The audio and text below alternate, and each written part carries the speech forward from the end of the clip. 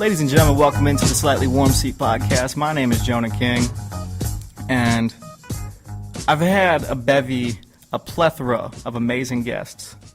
And yet again, I have another one that I didn't see this coming. Today I'm sitting here with Zach Stapleton-Jones, a student at the University of South Florida, St. Petersburg. And I started off playing soccer with him. He's a really good soccer player, but he's also got another hidden talent you might not know about. He's made a video game that we just got done playing about an hour ago. Really exciting, really fun. Zach, how you doing today? Doing well. Thanks for having me. Now, most people like to play video games. What got you into designing one? I'd always been interested in it. I made my first game when I was 13. And I'd been kind of going in between different types of software development and bouncing between video games, web, and then like apps. And it just kind of came by chance about a year ago. I stumbled upon this just idea of what has turned into this game, Blockshot Champion. And it's turned into a complete passion. So Blockshot Champion, the game you're currently developing, and what would you say you're pretty much, like how far away are you from being able to release this game? I'd say I'm about 50% through. 50% through. The core mechanics are there. It won't take long to add in the other offline features. The main focus that I have going forward is going to be online support. Right. So that people can play each other on their own. Wherever they are. Wherever they are. What initially gave you the idea for Blockshot Champion? It kind of came to me. Like I wasn't really hunting for the idea. It kind of like I kind of just stumbled upon it. The main focus I had when I was trying to create a game was a multiplayer game that I could play with my friends. That when I lost, it wasn't because of the computer. It was because I would win because I'm better, or they would win because they're better, and that's it. That's the basic premise. So to give you can fill in the blanks, but from the basic premise of it is you're a block and a little map, and you have other people, human people, that are also blocks.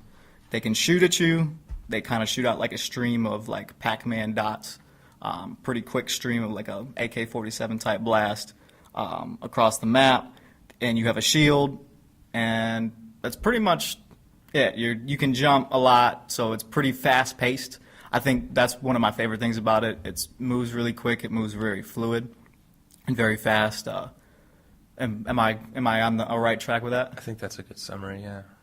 But yeah, I mean, it's really fast, really addicting. Kind of reminds me of those games you'd play when you were like 10, 12, 13, and just chilling with friends on the computer and whatnot. If you could explain to me the intricacies, because on the surface, it looks like a really simple game. That's one of the things I like about it. It's really simple, but the big but here, making a video game in itself is probably one of the most difficult things to do graphically, because not only do you have to make the graphics for it, but you have to code. You kind of have to be really creative and kind of put all those things together. And for one person to do that primarily is really difficult. So if you could explain to me the intricacies of how you're able to do all these things. The code that it's written in, I didn't know existed a year and a half ago. Once I came into it, I taught myself it's similar logic to other code. I'm familiar with like C and like other things that you would make video games out of, but this one is very specific, but it's easy to pick up. It took me a while to become familiar with the different lines, but I'm now like at a point where I don't need to look up how to do things. I know how to do it, and it's like it's piecing the pieces together. I'd say from my like workflow point of view, I spend about 20% of my time on the graphics and 80% of the time on the scripting. And just to give a small example of how much code is in the game, the menu is 3,000 lines of code.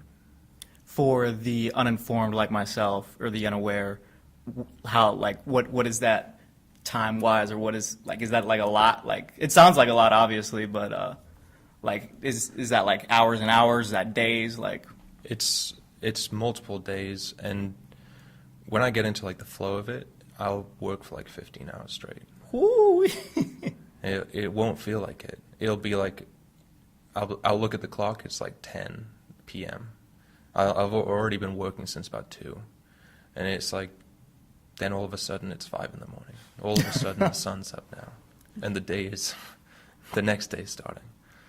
So you said you started when you were 13. Do you like have you created like any like little like mini games like back then, or were you just kind of working at what you're trying to build today? Not like as in this game, but the skills necessary. I was interested in building. I first wanted to make a first-person shooter because it was easy to make. Back then, like there were a lot of engines out there that did a lot of the grunt, like the hard coding, and then you could come in as like a front-level developer and just kind of like manipulate little things, and that's what got me started in it. Then I moved to 2D because I don't know that the first games I ever played were 2D, and Right. it is like you said, it's a throwback to when you were younger. It's like this little. I want to recreate what I had as a child, and I want to share that with other people as well. I want to make something that other people will also enjoy as children and just as like young adults. Right. There's still some of the most popular games today. If you look at Steam, there's a lot of 2D, a lot of 16-bit games still coming out, and because as long as they're really fun, and usually they're on the $10 or less side, they're really affordable. Like people really dig those kind of games. Something that are simple games. Like this game, not as simple, but the premise of it, like a Rocket League, where it's a couple cars and a soccer ball and a net. Like Simple. the graphics are really good, but they're not like over the top like your huge game graphics. And usually, what matters is the core gameplay at the end of the day. Yeah. That being said, if you had $1 billion, just an unlimited amount of money to make your dream video game, what would you make?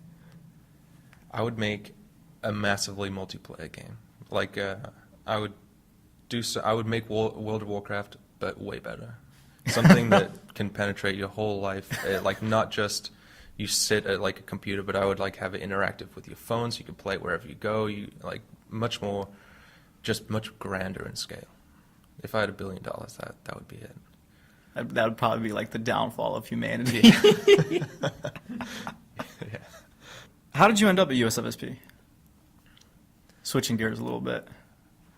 It's been a long time coming to USFSP. I first went to FGCU. How was that? I didn't last very long there. I was in a bad mind state. I didn't know where I wanted to go with life. I didn't know who I was, really. And I ended up failing out pretty quickly and had to go on my own path for a little while. What were you trying to study? At the time, I was bouncing between psychology, human performance, which is like specifically like sports performance, like not dancing, which kind of sounds like, but that's what I was kind of going towards. I had no idea about business or even coding as a main degree, even though at that time I still was working on my own projects and like trying to build websites and do internet marketing, but I never really considered it as a degree option. And then as I was finally ready to come back to school after taking several years off, working and kind of seeing what I could live with and what I wanted to be, I found USFSP, which is downtown location with an entrepreneurship degree, a small tight-knit community with waterfront, sports. It had everything I wanted. So did you end up at FGCU and coming to USFSP because you were in the area? I was in Sarasota. I went to FGCU to play soccer. Okay. They're a D1 school. I actually quit the soccer team. This is probably the lowest point of my, well, not the lowest point of my life. It's one of my low points. I quit the soccer team the day I got my money at FGCU. I got. They give you scholarship? Yeah, they got me a bunch of grants through the school. they didn't give me a full, like, through the soccer team, they didn't give me money, but the coach worked very hard behind the scenes to get me enough money to, like, they gave me, like, basically a full ride, but through other means than just through the soccer team. So he worked a lot behind the scenes, but at the time, I was going through a really bad patch of my life. I'd played soccer, obviously, a lot leading up to that point, and I was getting very burnt out on it. It stopped being fun, and it started being a job. And it was a turning point of, like, do I want to pursue this as a career, or do I want to concentrate on other parts of my life? And at the time, I chose other parts of my life. That brings up a fascinating point. When did you first start playing soccer? As early as I can remember. One of my first memories Like 4 or 5, 3? Like, yeah, it's like I don't think I have any earlier memories than, like, being a toddler and having the ball at my feet, my dad encouraging me to kick the ball. Was that the only sport you played? It's the only competitive sport I played. I've played a lot of other sports recreationally, but soccer has been my main focus. Because I was actually listening, Neil deGrasse Tyson has this podcast called Star Talk, and they were talking about sports. And they had a sports psychologist on. One of the things he was saying that I found really fascinating was that one of the things that's really hurting kids today is that they specialize so early on, like at 5, 6, they're trying to find the next Ronaldo, they're trying to find the next Messi. So you have kids that are playing soccer from the time, they come out the womb pretty much. And like as you were saying, they get after, they don't get to experience other sports. It's just around the clock. This happens with basketball a lot too, or baseball even. You get burnt out because you just don't get to, like, that's your only focus in the skills you've just been developing over time and time and time again. And after a while, you just want to do something else. That's what happened. On a lighter note, what was your favorite memory playing soccer? My favorite memory, I was just reminded of this the other day, actually. When I was 12, I scored the game-winning goal in a cup final in extra time. So it was like coming up to penalties. I had a breakaway, and I slotted it past the keeper. And I remember my dad got to me to celebrate with me before any of the other players on the field. So somehow he must have been running down the touchline with me and sprinted onto the field as I was shooting to be there, patting me on the back. It was that is one of my favorite memories. That's beautiful. Yeah. This I have to ask you about too. Because, you're really good at soccer. You can make video games. Those are two crazy talents. But you also did something that takes a lot of talent, and that's create a short film for Campus Movie Fest that was absolutely fantastic. Now, the best part about this was I remember when you were turning it in, and I saw your friend Julie there, and she looks at me. I'm like, I was asking what it's about. I'm like, or she looks at me and she's like, he doesn't want anybody to know it's him. And at this time, I didn't really have too much. Like, I didn't know how good it was, what the quality of it was. I was just like, we'll find out. I like the premise and want to just see where it goes. And it ended up being really good.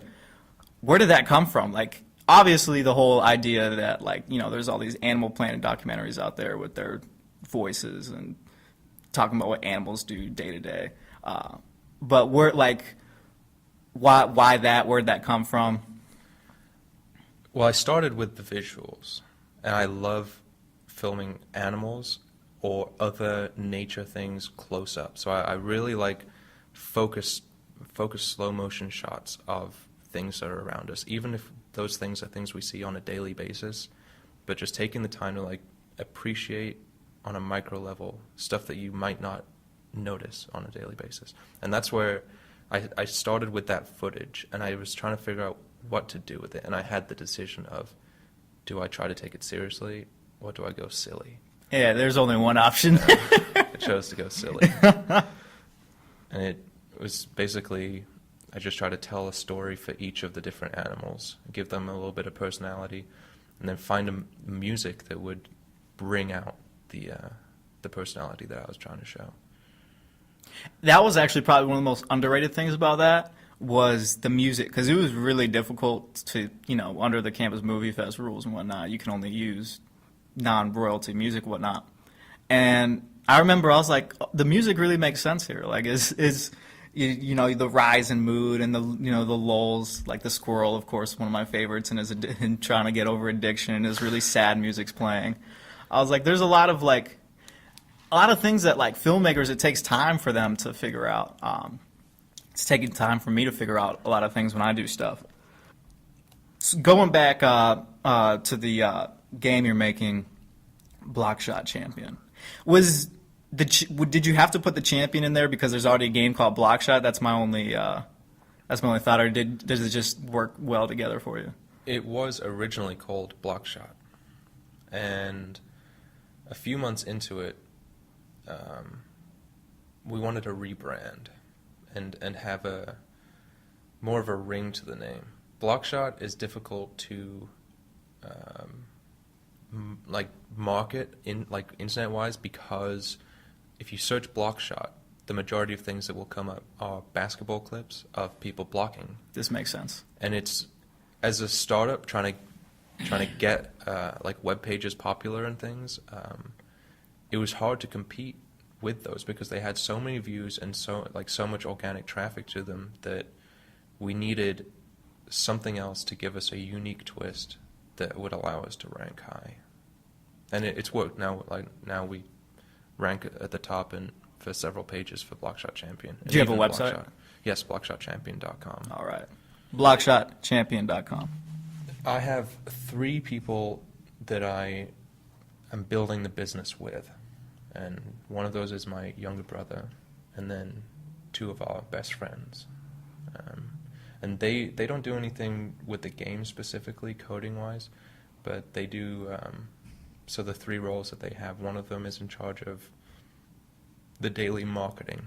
One of them is in charge of the sales, which is, at this point, because there is no actual transaction of money, it is reaching out and building connections with media and other people, like other vendors and things like that. And then we have a person who has a degree in videography.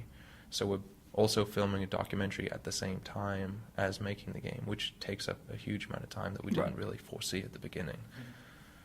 But that's basically the breakdown of how our team, the different roles that we have. How much exposure have you gotten for the game so far? Not as much as what we would want.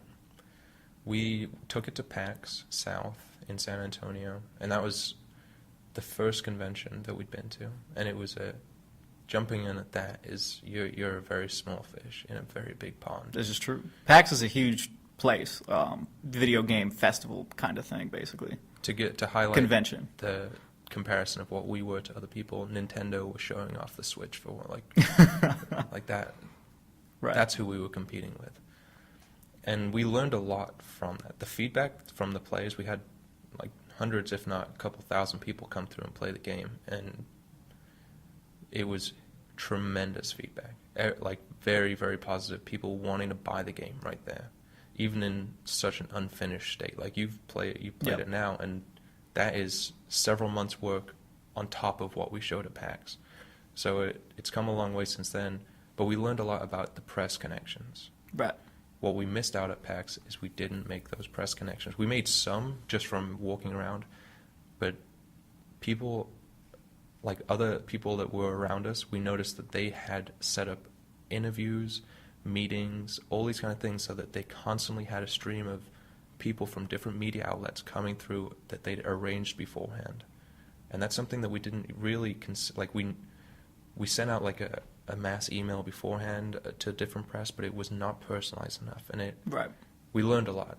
And we have a big convention coming up in a couple weeks, which is MomoCon, which is in Atlanta, and that has similar turnstile numbers. So last year they had 30,000 unique people coming through, so it's a big event. We are treating it completely differently than how we treated PAX, and we hope that that's going to push us over the edge. Wow, I'm for one just taking in all these there's a lot of thought that goes behind this, it's because obviously the whole just making a game is one thing, but I mean, you're looking into the marketing of it, and I mean, there's obviously one of the most important things once you make it, it's you want to sell it and whatnot, but just the intricacies of that, it's really fascinating to me. So forgive me for a moment, I'm just taking it all in. I have probably a couple things I could learn, but I have one last story for you. Luckily, my good friend Gavin's here, and he was here with me when this happened. This was fall semester. The IM League intramurals on campus were soccer, and I have a lot of fond memories of playing sports. We talk about low points. This is definitely not even close in comparison, but I still get upset about this like every other 2 months. We were playing against your team. You had a really good team. We had a pretty good team, but I would say we were slightly overmatched.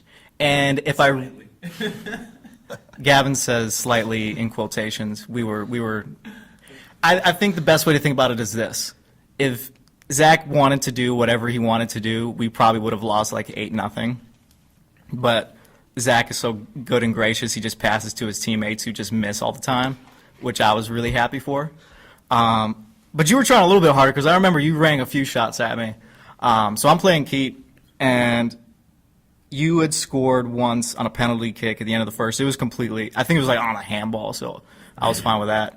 We were able to get up 2-1, and it was like the final 10 seconds of the game, and you're just charging in, and you're just bull rushing everybody because you're like twice everybody's size, and one of our guys goes down, they call a penalty. And I was so upset because we were about to win. Yeah. And once you went up for that penalty, I'm like, oh shit, like this is it. I think I guessed right, but you just slotted it right past. I thought you had it. For a moment, I saw it, and it just went right under my right side, and I was like, God damn it. And then of course the rest is history. You guys won in penalty kicks and went on to win the championship. But I will on my notes I have it down as cheating my IM team out of the finals. But it was really fun. I'm glad we get to play soccer. Hopefully, quick question, what year are you in? I never asked you this.